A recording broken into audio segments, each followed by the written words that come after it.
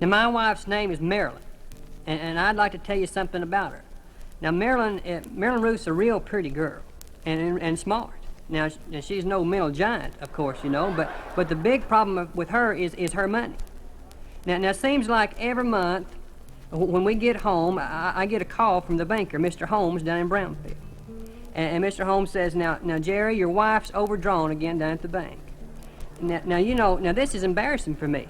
I have to go down every month and explain to my banker, you know. So I had a talk with Marilyn Ruth, and I told her it was a very simple thing.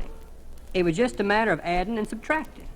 That she put her money in the bank at the first of the month and start writing checks, you know, deducting each one, and when the balance got down to zero, I mean, just quit writing checks. That didn't seem too difficult, you know. So, at the end of the month, the very same thing happened again. Mr. Holmes called and said, now, Jerry, your wife's overdrawn again. Would you want to come down? So I did, but you know, I'm a patient man, you know, and I went in to talk to Marilyn. And I told her I felt sure she'd understand, you know. I said, now, Marilyn, you know I'm not a violent man. But I explained to her that the next time that this thing happened, I was going to knock the thunder out of her.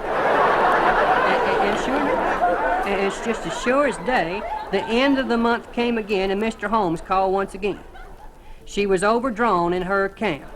And being a man of my word, I did just exactly what I said I was going to do. And you know, I didn't see that woman for 5 days. And then I caught just a glimpse of her out of my left eye where the swelling had started going down.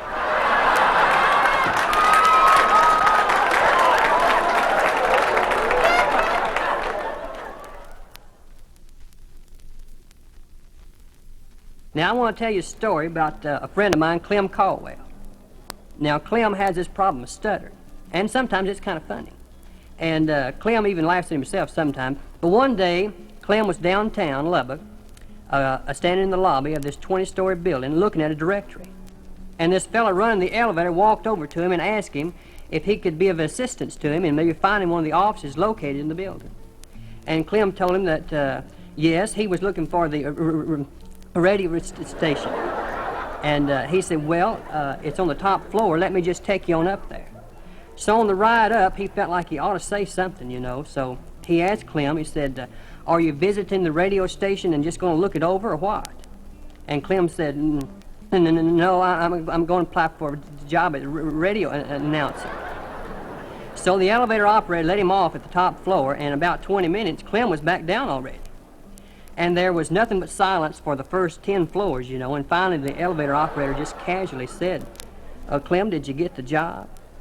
And Clem said, no, sir, those folks up there, prejudiced against Jews.